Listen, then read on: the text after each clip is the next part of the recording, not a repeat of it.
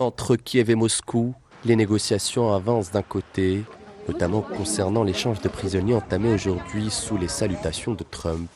Mais mis à part ce volet, les tractations ont mené à des accusations mutuelles des deux camps, Kiev et Moscou se rejetant l'un à l'autre la responsabilité du prolongement du conflit.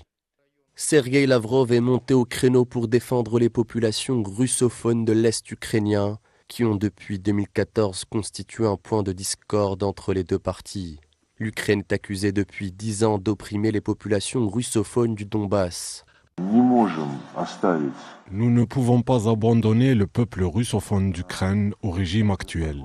C'est une illusion si le gouvernement, ou plutôt la junte dirigée par le président ukrainien Volodymyr Zelensky, pense que, lorsqu'un accord de cessez-le-feu sera conclu, les derniers habitants de l'Ukraine respecteront les lois qu'ils ont adoptées.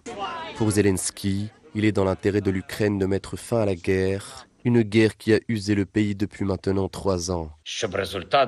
L'Ukraine n'a aucun intérêt à prolonger la guerre, mais elle se tient prête à toute évolution de la situation.